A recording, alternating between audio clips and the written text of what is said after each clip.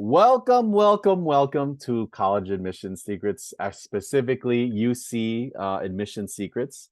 Thank you so much for joining us tonight. My name is, or actually, I'm Coach Art with College Admission Secrets. And today we are going to be talking about a very relevant topic, which is the UC or the UC University of California PIQs, okay? PIQs. Now, many of you may, hopefully, most of you know what that is, but if you don't, I'll explain that. So I'm going to go ahead and share my screen here. And when you guys see it, can you give me a thumbs up? Give me a thumbs up. Yes, thank you so much. I love it. Okay, so if you can give me a thumbs up, that you can see it. Excellent. Okay, and I am just so happy and so grateful that you guys can join me tonight because you guys have really been responsive.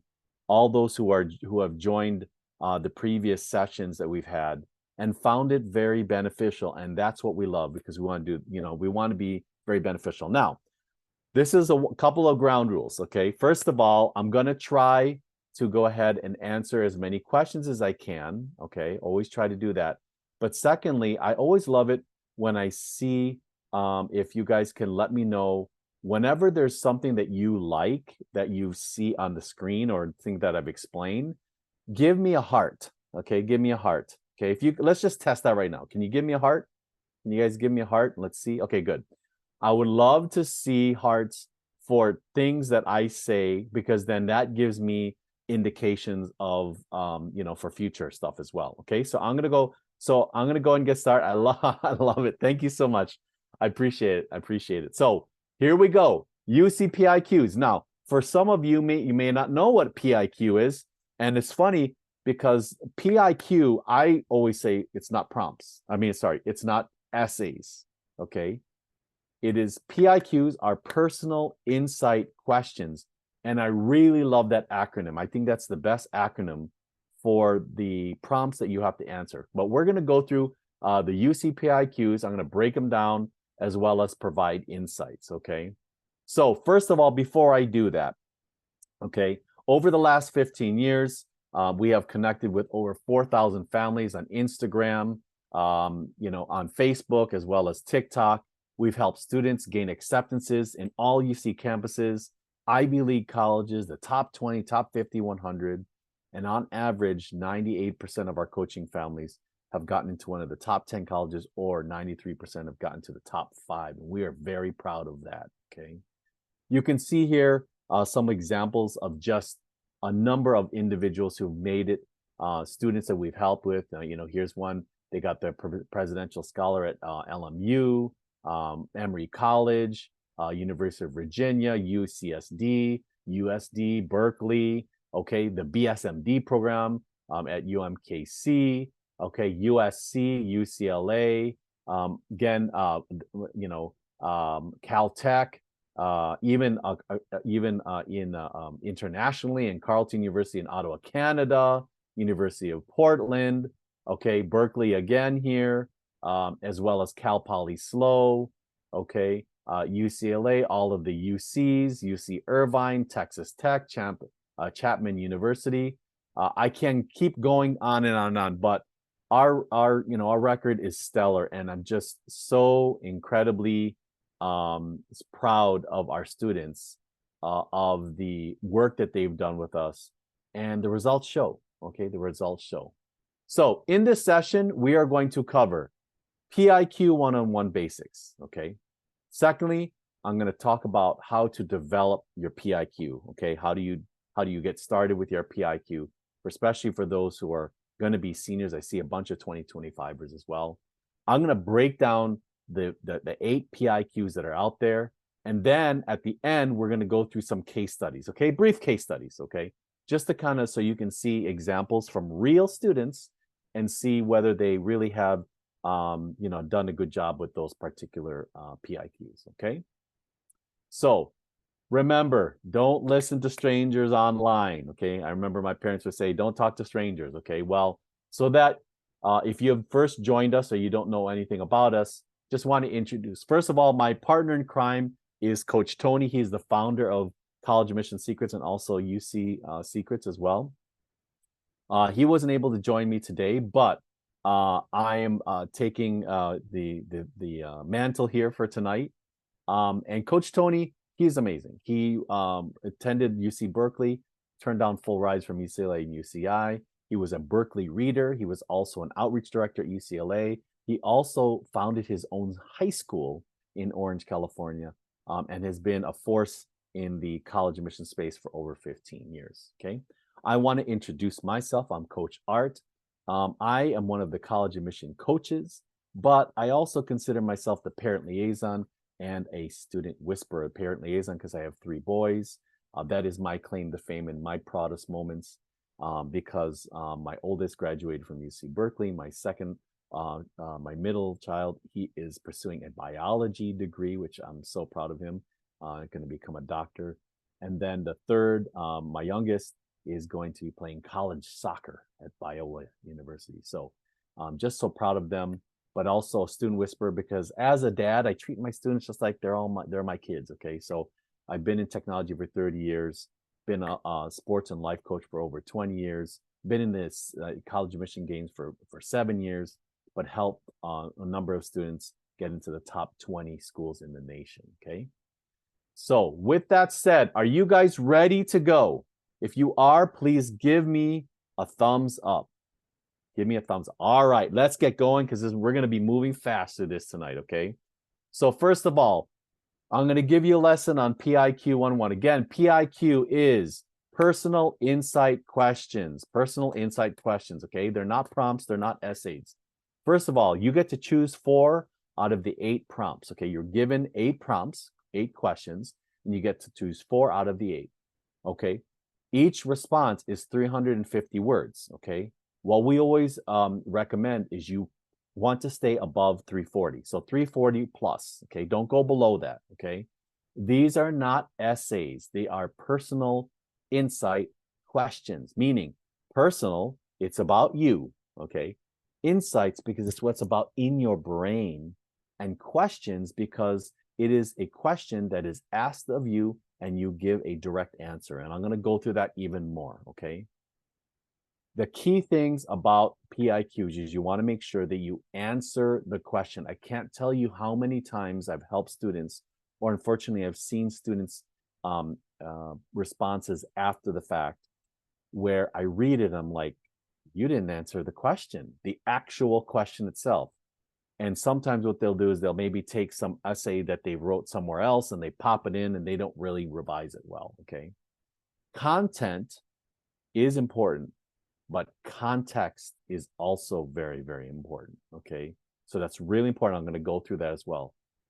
The key thing and the most important thing about PIQs and as answering any prompts for any college applications is it must be about you, okay? I can't stress that enough. It must be about you. Too many times, students get locked into, the imagery and the pomp and circumstance and describing things, and they describe things about something else, okay? And that is definitely what you don't want to do, okay? No offense to any English teachers out there. I'm going to tell you, there's no offense, okay? I love teachers. I think that they should be paid more, and I think that they should be put on a pedestal because they're amazing. But if you write your PIQs like you write your English papers, okay, your high school English papers, your probability of making it is very low. And the reason why is because those papers, okay, or those essays are geared to write about something else. Okay, you're writing about a subject, a topic, an author, a time period, an event, but you're not writing about yourself. It's very rare that you're writing about yourself. Okay, you're not taught that, and I totally understand that. But the one thing is, the PIQs and college application prompts in general, you have to brag about yourself. okay? That's, I mean, that's the bottom line. It is about you, and I can't say that enough, okay? And here's another thing. Grammar and spelling, they do not matter as long as it's readable. Now, you might say, oh my gosh, are you kidding me? Are they going to rate? They don't have a lot of time to read these, okay? So for me, yes, I love grammar and spelling, and I will check that, okay? But it doesn't necessarily matter as long as it's readable, okay? As long as the reader can understand the gist of what you are saying. That might be shocking to everybody out there, but I guarantee you that that is the case, okay? Now, let's move on. So first of all, how do you develop your PIQs? There is a process. Oh, I love the face. I love the face. There is a process that we go through. This is what we teach our students, okay?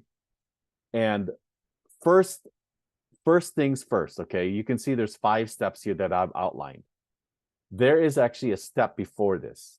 And I'm going to put a disclaimer on for everybody on the call, especially you students out there. Do not read the prompts. Okay, I'm going to say it again. Okay. Do not read the prompts. Do not read the PIQs first. Do not do that. That is like step number 0. Don't read it. And the reason why is because that is going to put blinders on you, because you will restrict yourself. Your mind will restrict you from only answering a certain way. You don't want to do that. Okay, that is not how you want to answer any of the prompts. And this goes along with not just the PIQs, but any of the prompts you're going to be writing for any of your common application UCs. The first thing you're going to do is you're going to identify what are your passions, your interests, events, people, activities, or so, okay? You're going to identify what are the 4 things that make you who. Fine, but we say minimum of 4, okay? Think about the experiences, the people, the activities, the insights, all of the things that make up those 4 things. And I usually say call them the 4 passions, okay? Now, you want to make sure that those passions, those interests, that they do not overlap. They are 4 completely different things, and that they are not generic. You have to be very specific about it, okay? So that's the thing. So what I would say is even as simple as get up a Google Doc and you write out the 4 things, okay? Just write them out. Now, you want to go ahead and now the next thing is you're going to do a little bit of, when you're doing the 4 things and identify, you're going to write a little bit of details, just small things, high level things that are about it. So for example, I love basketball. What is it about basketball? Okay, I was a basketball player. I played in many levels, trained, all that kind of stuff. Okay, so you just at a high level, maybe why I like it. Okay, why does it inspire me? I love to watch basketball, that kind of thing. Now, the second thing is match. Okay, so now this is the point where you have 4 of your passions or 4 of your identities, if you want to call that. And what you're going to do is you're going to match now the PIQs to those identities, okay? So do you see the difference here? Because what happens here is you're not restricting yourself, okay? You're not thinking about the question, but you're thinking about something that you really are passionate about. So look at the list of PIQs, match them up to the identities, make sure that the identities are all added, not neutral values. And what I mean by that is that they're just not, something plain Jane, okay? It's something where you're providing an insight about it, okay?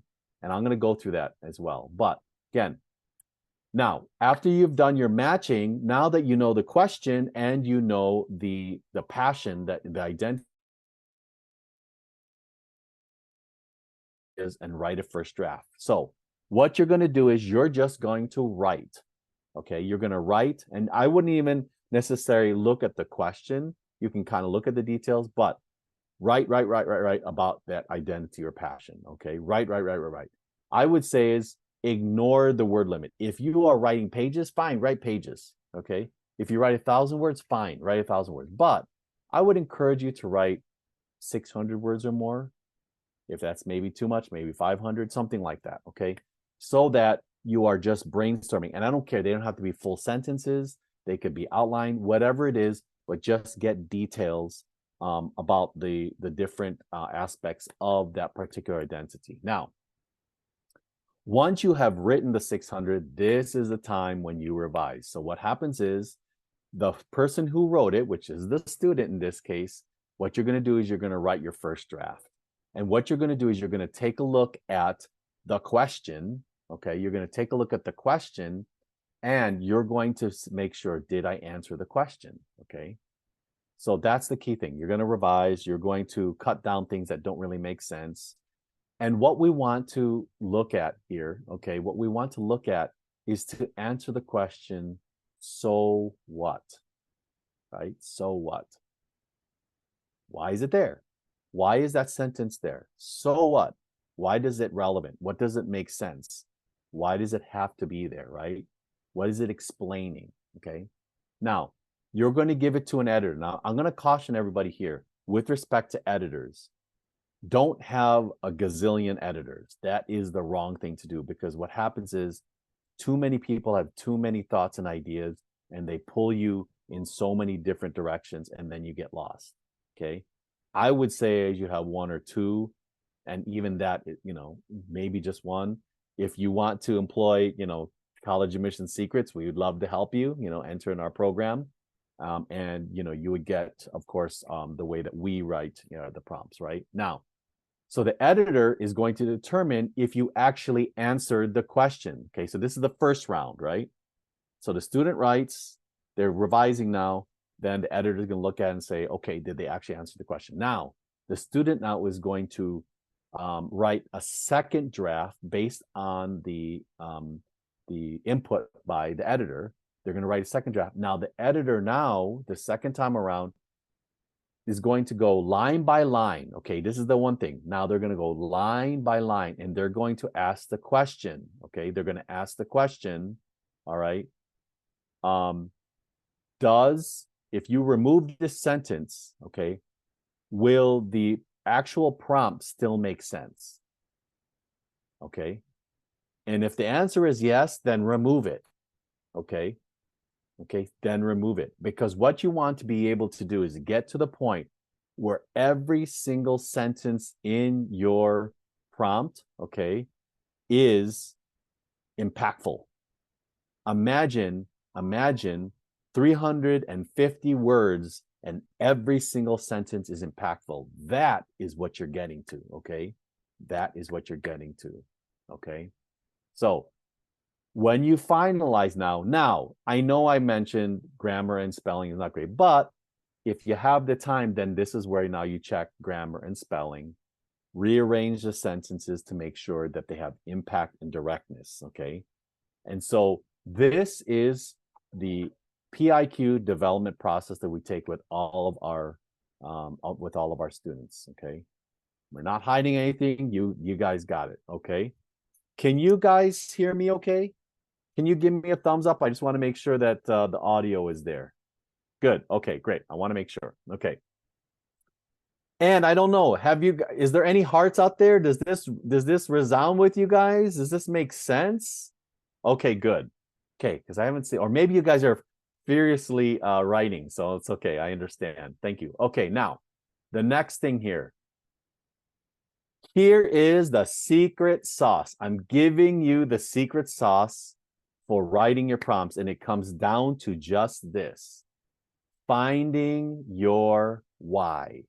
Okay, there are two parts to your prompts, A and B. It's the what's and the whys. Okay, it's the what's and the whys. The what's is what we can physically see. So if I see that you have a basketball in your hand, you're dribbling it on a team on a basketball court, and you're playing a game, I can know that you are a basketball player. That is the what's. That's the context. That's okay. I know you are a basketball player. Okay. But the more important thing is the whys, what I cannot see just by looking at you. What is it that drives you to be a basketball player? What motivates you to be a basketball player? What are the challenges, the struggles, the adversity you went through to being a basketball player, and how did you overcome them? Why is it that when you wake up in the morning, all you think about is basketball? Do you guys see the difference? That's the difference between the whats and the whys. And so what we always say is 1/3 whats, 2/3 whys, or I kind of broke it down in percentages here for maybe you're more people that need more exact percentages, okay? You want to limit the amount of whats, okay? So if you're talking about a 350 word prompt or PIQ, 35 to 40% of that, or 140 words approximately, will be about the whats. And then the remainder, which is 210 words or 60 to 65%, would be about the whys. Okay. Think about it, 70-30 or 1/3, 2/3. But the main bulk of it should be the whats. That is the secret sauce that is going to allow the readers to understand who you are, because that's all they necessarily care about. The reason why is the whats is what you show in your activity section. Okay. Your activity section says, I'm a varsity basketball player. I'm a captain of basketball player. But the problem that students, what they do is they write their prompts and they just relist everything that's in their activity section. And that is a mistake. The reason why is not only have you duplicated, okay, have you duplicated the information you're given, but more importantly, you have not told them who you are in here. And that's what they want to know, because what they're looking for is when you are a student of that university, how are you going to perform as a student? When you hit adversity and you hit struggles, are you going to fold or are you going to thrive? They're going to be able to see that in your prompts if you talk about how you overcame adversity. When you're an alumni, okay, when you're an alumni of that particular university, are you going to be successful and give back to that university, or you're not? And they're going to see that because of the kind of person you described in your PIQs. Okay, so it's really, really important. Again, I can't tell you enough. The whats versus the whys, the A's versus the B's, 1/3, 2/3. Okay, that's the secret sauce. I could stop here right now, but I'm not going to. Okay, do you guys want me to go forward?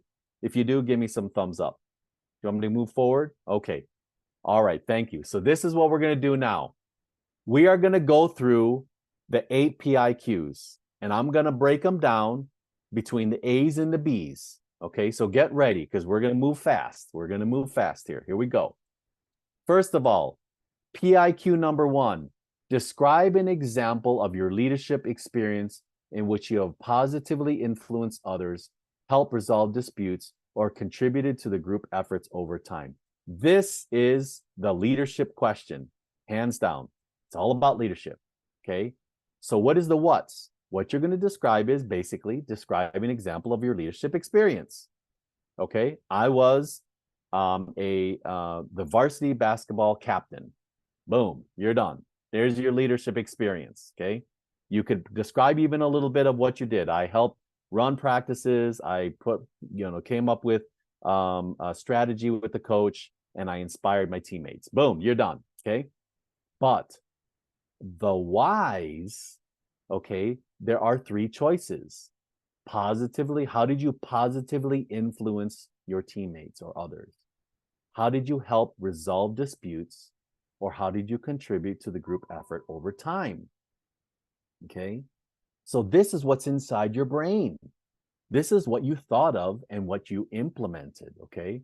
It's a little bit of what's, but more is that what was your consideration when you're doing it? If you helped resolve disputes, why was that important to you?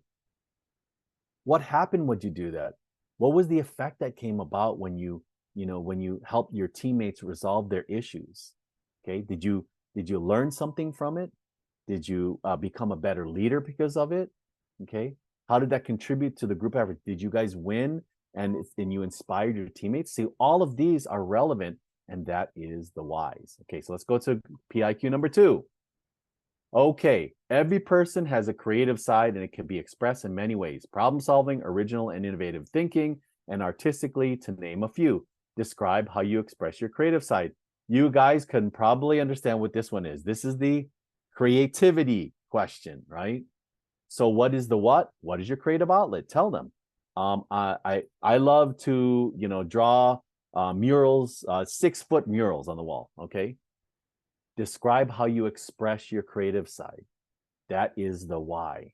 Why is drawing, or painting murals on the wall? Why does that inspire you? How does it inspire others? Where does that come from? What is the motivation behind that? Okay. You see? So that is what they want to see here in the creative question. Okay, so that's PIQ number 2. So we did leadership, creativity. Third, what would you say is your greatest talent or skill? How have you developed and demonstrated that talent over time? So the what is, and of course, this is the talent or skill. Okay, so you got creativity, you got leadership, now talent or skill. The what is, what would you say is your greatest talent or skill? It's that simple. Just answer the question. My greatest talent is that I can duplicate anything that I see, okay, to exactly the way it is, right? But what is the why? How have you developed and demonstrated that talent over time? So basically, that is the why, and it says it right in the question. So how are you going to describe this? What were the struggles that you went through when you were developing it? Okay, what are the learnings, the insights that you learned when you develop that talent? How have you used that talent going forward in other areas? Okay. How has that affected others? How has it affected you? How has it made you a better person? Okay. So those are the whys of PIQ number 3. Okay, let's go to PIQ number 4. Ooh, did I skip number? Oh boy, I made a mistake there. Okay, so here's number 4. Okay, or number 5. Sorry. Describe the most significant challenge you have faced and the steps you have taken to overcome this challenge. How has this challenge affected your academic achievement? Okay, so this is the challenge question. You're going to notice that even not just with respect to the UCs, but other applications, there is a trend on these questions. They're always going to be some type of leadership question, creativity question, skill question. Here's the challenge question. So there's actually 3 parts of this, because remember I told you about the what's and the whys? Well, there's a third part, okay? So because there is A is the what? Describe the most significant challenge. Okay, we'll describe it. That's very easy. Before, the biggest thing back then was COVID, okay? So we can't, for those who are going to try to use COVID, don't use it, because that's unfortunately that's already played out, okay? They've used that. We're past it. I would not recommend it, okay?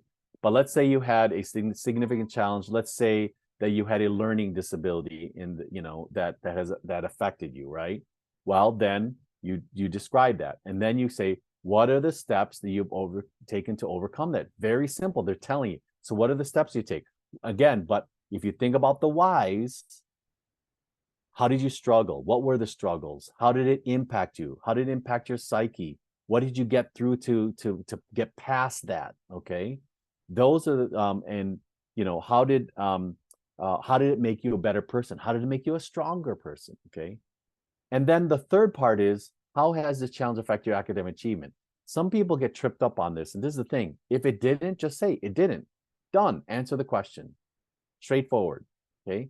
If it did, then describe it. How did it affect your academic achievement? Oh, my grades went down temporarily, but then I worked with a tutor, and for example, if you had a learning disability, I had to work with a person to help me think differently, or to help me see things differently. And once I did that, then my grades went up. Okay, very simple. Okay, now let's look at PIQ number 6. Think about an academic subject that inspires you. Okay, describe how you have furthered this interest inside and or outside of the classroom. So now this is something about, again, specifically the academic subject. Okay, a subject. Now, a lot of times people say an academic subject. What do you mean? It could be any subject. It doesn't necessarily have to be in the high school. It can just be a particular subject.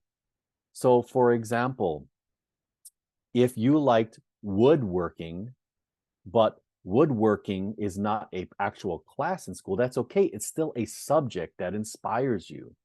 Okay. So don't just restrict yourself. Yeah, I see that.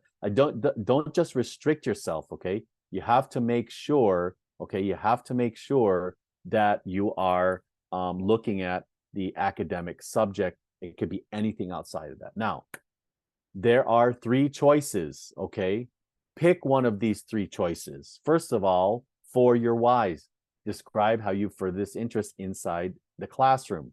Okay, so inside the classroom, maybe you didn't, or if it's outside of your school, outside of the classroom, okay? Outside of the classroom, okay?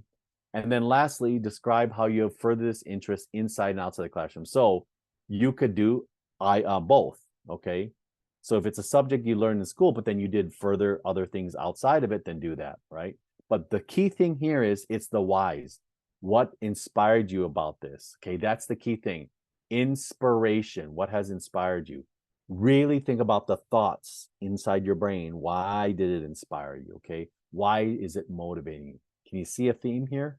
Okay, can everybody see a theme? Okay, great. Now, let's look at number 7. What have you done to make your school or your community a better place? This is the community helping question. And it's very obvious, of course, right? It's very obvious.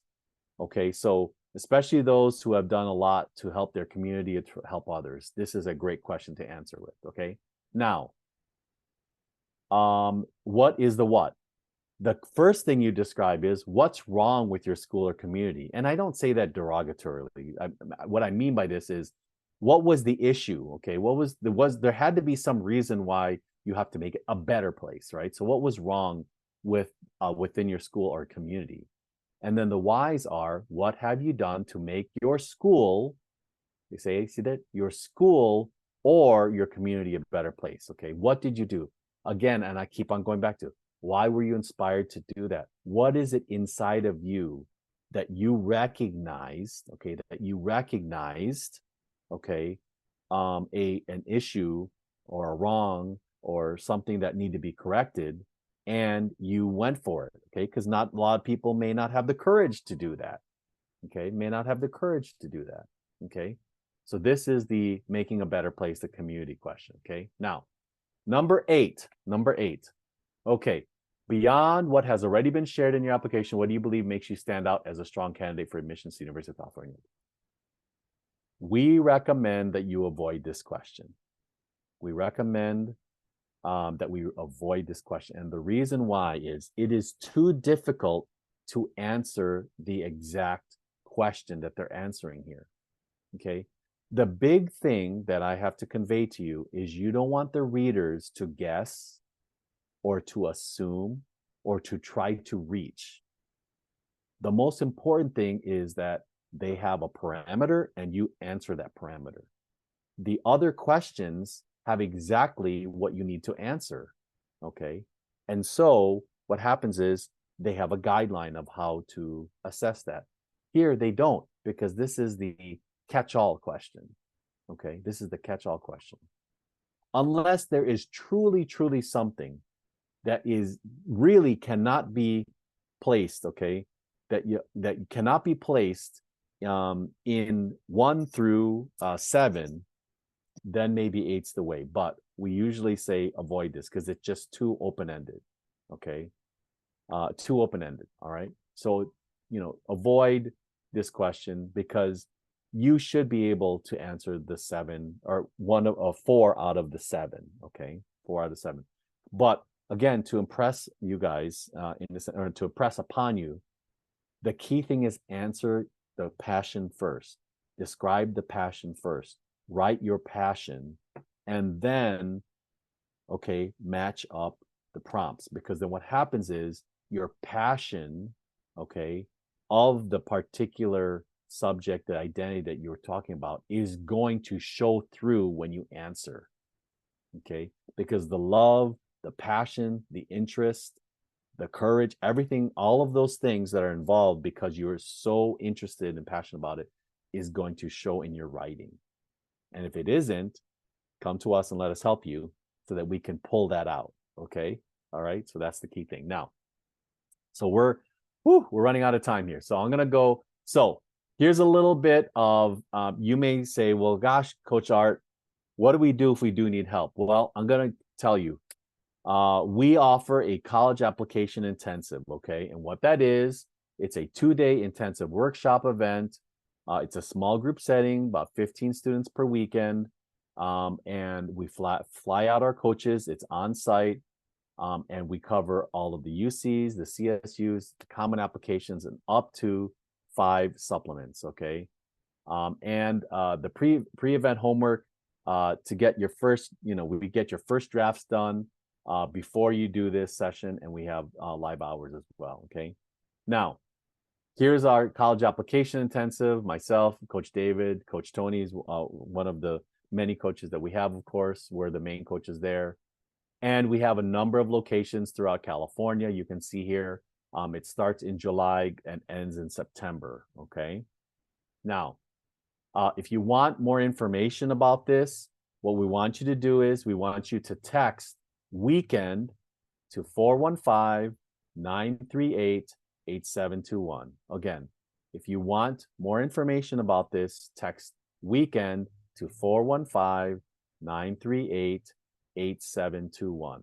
One more time, 938-8721. Okay, 415, text weekend. Okay, so with that said, I'm going to move forward, okay, and we're going to go to the PIQ case studies, okay, really quickly, the PIQ case studies, okay, and so before I do that, okay, hold on for a second here. I'm going to look at something real quickly, okay.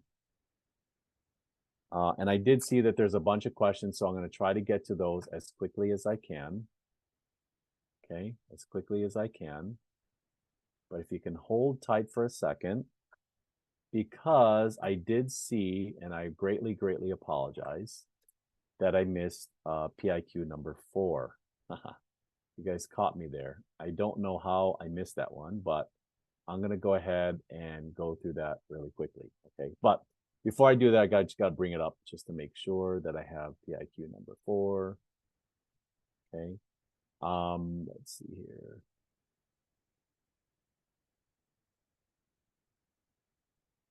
Okay.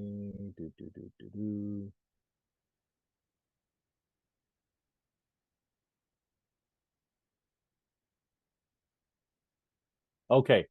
I apologize. Okay, so PIQ number 4, I'm going to go ahead and give you, oh, looks like the sun is going out here. Okay. I'm going to give you a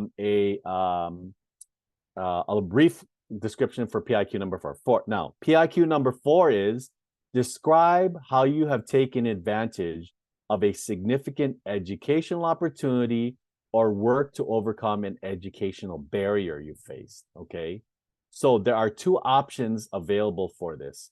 First of all, okay, the opportunity, okay, that is the what, okay? So with the opportunity, what you're going to do is, for the why, is you're going to describe how you've taken advantage of a significant educational opportunity, okay? That's the opportunity piece. So what you want to do is, what are the things that you needed to pull from inside of you to take advantage of that educational opportunity? What are the things that you had to do? What are the struggles that you had to go through? What are the resources that you had to employ, okay? Did you even have any doubts of getting there, okay? So that's the one thing. Or the second option is talking about, of course, again, the second option is an educational barrier, okay? That's one where, again, as I mentioned, you could have used the one where you maybe had a learning disability, okay? Then what you want to do is you want to talk about how you overcame that educational barrier. How did you face it? Okay. What were the struggles that you had? Well, how you were inspired? Where you did, and now I will make sure is that you talk about the process that you went through. That's very, very important, because talking about the process shows them that you had to go through not logical steps. You had to have perseverance and tenacity. You had to have courage to go through that. Okay. So thank you very much for reminding me about number 4. Okay, so now that we have number 4, I'm going to be going through really quickly these case studies. Are you guys ready to see about these case studies here? Give me a thumbs up. All right. So I will preface this that these are actual prompts that students submitted, okay, to the UCs, okay, and we're going to go through this now. For the case study, this is going to be a little bit interactive because I want you guys to be a reader, okay, and I want you to tell me really quickly whether the particular prompts I'm going to show you, were they added value or were they a missed opportunity? Okay, meaning added value, meaning that the reader was able to find out who they were, or was it a missed opportunity, meaning that the reader, missed the opportunity to describe who they are and what they were doing. Okay, so here's really quickly. Here's the first one. The first case study, describe how you've taken advantage of a significant educational opportunity or work to overcome an educational barrier you have faced. Okay, so that's number 4, prompt number 4, right? Okay, here we go. I know this is long. I'm going to read this as fast as I can. I've danced along the poverty line my whole life. The soothing melodies from a mother to her child as they drifted to sleep were mere dreams, realities you'd only see in the movies. Life was based on survival, sink or swim, one might say. Struggling to stay afloat in this ocean of a world, I quickly recognized that a comfortable life is a luxury that stands out far out of my grasp. Being forced out of touch with my infantile dreams and forced to come to grips with my reality brought along one of my greatest attributes, my fortitude. Living as the product of immigrant mother and lower class fathers, my appreciation oftentimes fell out of my reach. My tolerance for the harsh world grew involuntarily. I was born in destitution. Facing life's hardest values was inevitable. The countless sleepless nights my parents spent in order to keep a roof over our head and demonstrate their mettle to my younger self, a mettle I had to endow myself with too. Just like the pale skin and singular dimple I inherited from my mother, I endeavored to grasp her strength. Both in and out of the classroom, I possessed a deeper spirit than a great number of my peers due to the hardships I've faced. While it's difficult to stray away from the fixed mindset that tells me I cannot afford a better future, I paved the way for the life I've always dreamed of through my education. My exceptional tenacity encouraged me to take advanced placement courses that offer an advantage at a higher educational level. The extravagance of maintaining the successful life my parents could not afford excites me. Persevering through the austerity towards a sophisticated, serene lifestyle showcases my drive. Although I learned to survive off the crumbs of society, the faith I hold for myself and my educational push me closer to the elixir of the rapturous life I plan to lead. 325 words. Okay. Right away, can I see missed opportunity? Too much likening. Okay. Missed opportunity. Too flowery. Missed opportunity. Okay. I think there is a resounding, absolutely. It is a missed opportunity. And I am so glad that you guys recognize that, because some people will look at this and say, wow, that is amazing writing. But yes, absolutely. It sounds like an English paper, right? Now, it is great writing. I will tell you, it's great writing. I love the imagery. But the problem is, what did the reader learn from this person? The only thing that I highlight this is living as the product of an immigrant mother and a lower class father, and that they took advanced placement courses.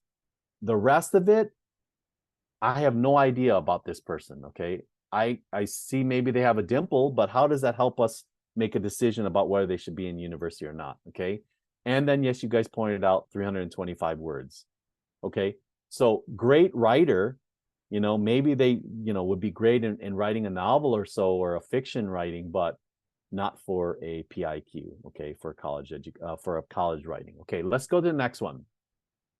Case number 2. Describe an example of your leadership experience in which you have positively influenced others, helped resolve disputes, or contributed to the group efforts over time. Okay. In 2020, I founded an underwater robotics team in my garage. We invited friends from school in the math circle we ran. Some members had no experience with robotics, and others had lots of experience, so I taught them by helping everyone build a land robot. In our second year, I reached out to more people in the community and grew our team from 10 to 12. We had seniors to middle schoolers on the team. I promoted returning members to lead the hardware testing and documentation teams. I led the software team where I taught Python, setting up Raspberry Pi computers and streaming cameras. My mom knew someone whose nephew recently immigrated from Mexico and I wanted to learn about robotics. I invited him to join the team and I walked him through setting up the robot. Now he teaches others how to set it up. When I give individual attention, people develop useful skills and pass those skills on to others. On a competition day, we didn't tighten our electronic chambers and water shorted our entire electronic system, but we didn't mourn. We got straight to the problem solving. The hardware leader unplugged and unscrewed its parts. I tested the computers and told members to grab parts from last year's robot. My co-CEO calmed the team. In the middle of the repairs, we gave an award-winning 15-minute engineering presentation to judges. We miraculously got the robot working in time, and we placed third. I learned that to be an effective leader, I need to understand every team member's strengths and weaknesses. The hardware leader annoyed me because he started building without planning and made avoidable mistakes, but I appreciated his instant problem solving when he needed to rapidly rebuild our robot. Now that I know what he is good at, I can give him appropriate rules for this talent. I'm using what I've learned to lead our team effectively by giving everyone the chance to use their best skills.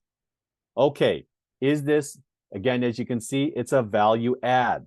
Reason why. And I love everyone saying, first of all, did you notice there's no intro, there's no conclusion, there's no imagery, okay?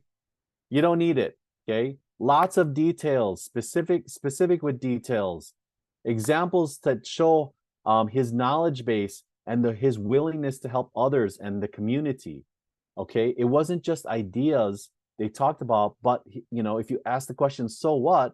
He described that, okay? He did not have, okay? He did not have readers assume. He told them like it is, exactly what he learned and who he's all about, okay? He didn't leave the readers with any questions. We can clearly see what the student wants to communicate and what leadership this student has, okay? 340 words, okay? Okay. And so again, you see here, it may seem a little bit, you know, disjointed in the sense of, oh, he went here and there, but it didn't need that structure because he was showing along the way his journey, how he helped others, how he helped himself, right? Okay, so that again was a very effective case study. And just to let you know, this person made it in. Okay, now the last case study. Same thing. Describe an example of your leadership experience in which you have positively influenced others, helped resolve disputes, or contributed to group efforts over time. I'm going to talk to you about this one here. Okay, now, for most of my life, I dreamed of being a professional dancer. I spent thousands of hours at dance studios and competitions, constantly striving to be the best. And while I won numerous scholarships and awards, the thrill of competing eventually faded. Although I didn't quit dancing entirely, I decided to switch my focus and use what I learned while competing to mentor younger students. My freshman year, I volunteered to choreograph a number for the junior dance team to compete. At first, I struggled choreographing the dance, but I was used to learning moves, not teaching them. But once I let my ideas run free, the dance started to come together. After a year of creating and teaching, my choreography made it to the competition stage. I became the youngest person in my studio to choreograph a multi-award winning dance. Since then, I've choreographed 2 or more award-winning dances, collaborated with studio directors in creating several productions, and taught over a dozen classes across multiple genres. It wasn't easy switching from being in the spotlight to working behind the scenes, but once I did, I became as passionate about choreographing as I ever was about competing. Winning a competition as a solo dancer is fun, but seeing my students' faces light up when their names are called out in front of their peers is so much more rewarding. Knowing I help my students grow as dancers feels great, but even more meaningful to me is knowing I help them grow as people.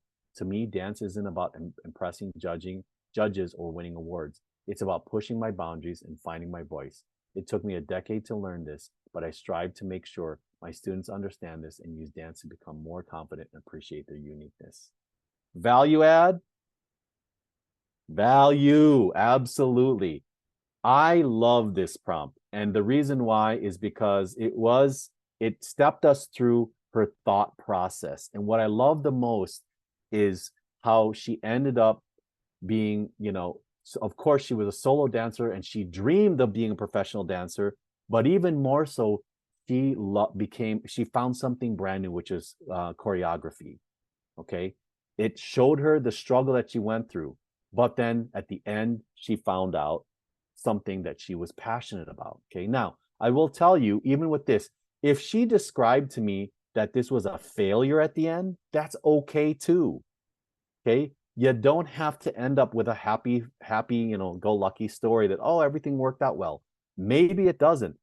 But what you do is you can describe that and say, hey, this is what I learned from the failure, right? So, but what I love about this, again, it was concise.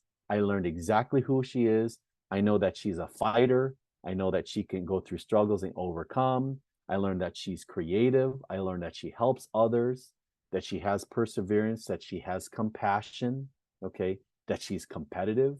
So you see all of that in literally one passage. I can see exactly the kind of person she is. And that's the type of prompts that you want to write. Okay. Was that helpful, everybody?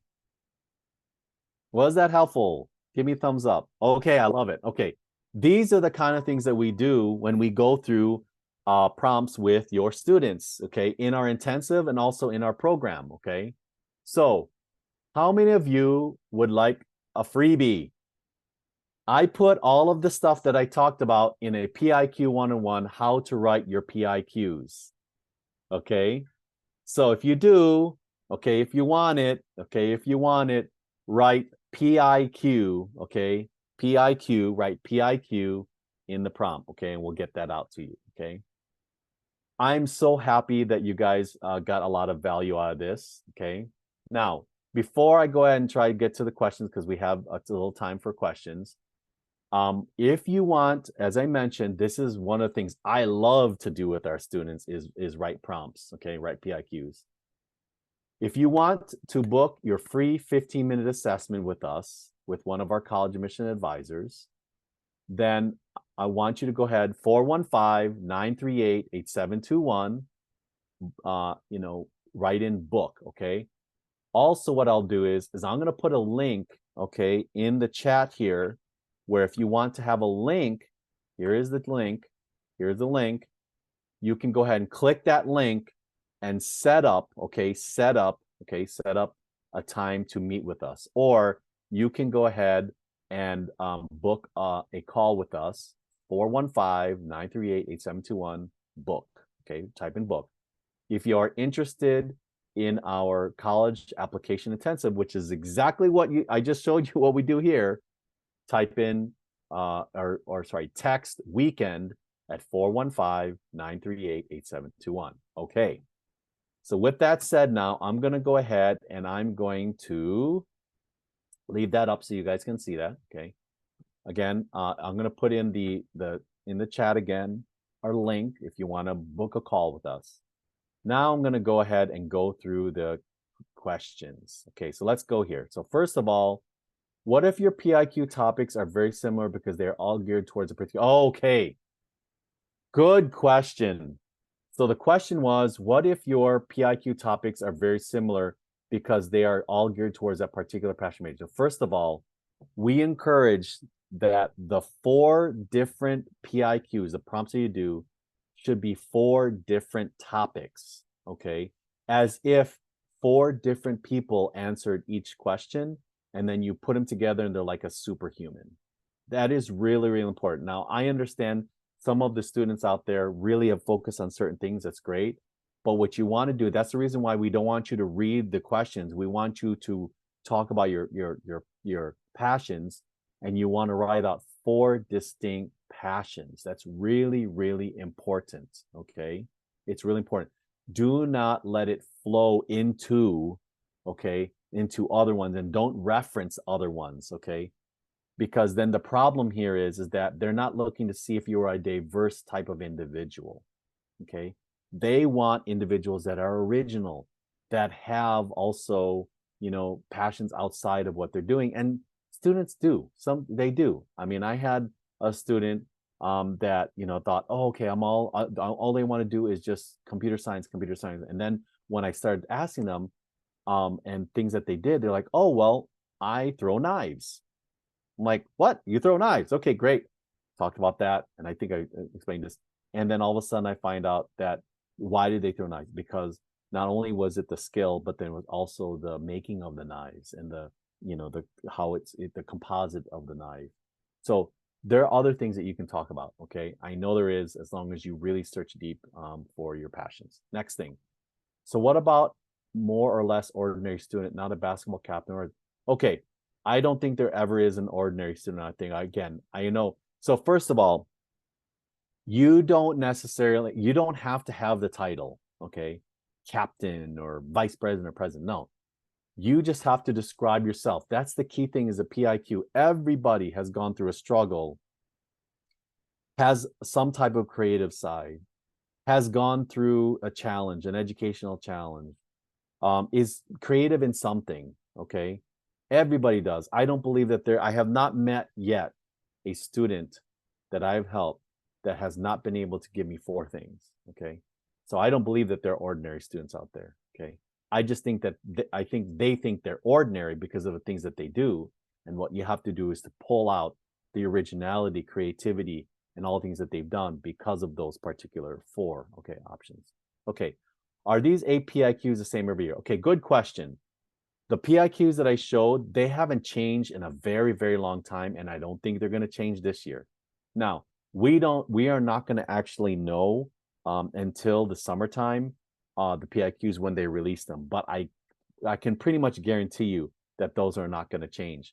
When we went to the conference during the summertime, just last summer, they already told us that, for the 2024 batch that just finished, that those are going to change, and most likely they're not going to change because they're very good questions. Okay. If the challenge was not academic, then do you answer there was no academic impact? Yes. So mention that if the challenge was not academic, if there was no academic impact, just say there was no academic impact. Okay. Now, if there was if this was a health challenge or something that didn't impact academics, or are they looking for challenges that are okay? Yeah. So again, the academic challenge is just if there's not an impact on academics, you just say I didn't get impacted. Okay. Sorry, guys. I know I missed number 4, but I talked about it again, so forgive me. Will it hurt the student to answer the subject exploration prompt, but not declare that major? Like if you are declaring CS major, but talking about math exploration. No, no, no.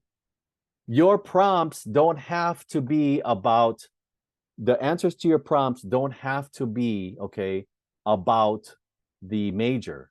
Okay, I'm gonna give you an example, and this is a personal to, and I don't know if he's gonna kill me here, but my son, who he went to Berkeley, he wrote about 4 things.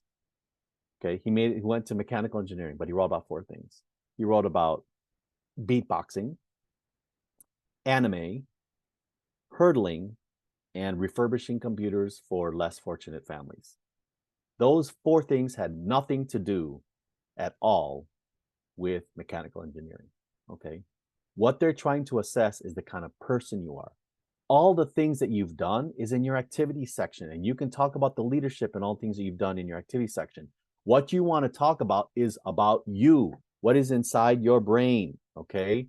How your feelings are, your inspirations, all of that, okay? So it doesn't have to be about your major. Now, if it is, great, but don't make every single prompt about that, the same subject, okay? Do they read the PIQs by prompt numerical order? Is that how is it presented to them? It does. So they're given in whatever order that that the student and normally they're in that order, but it doesn't really matter, okay? Because if they're 4 individual ones, they should not be connected, so it shouldn't matter about the order of the PIQs, okay? Does the same reader read all 4 PIQs? Yes. So the readers, okay, remember I talked about this before. There are 2 readers, and they read all 4 prompts, and then the second reader reads all 4 prompts. Oh my gosh, I totally forgot. It is 7 o'clock.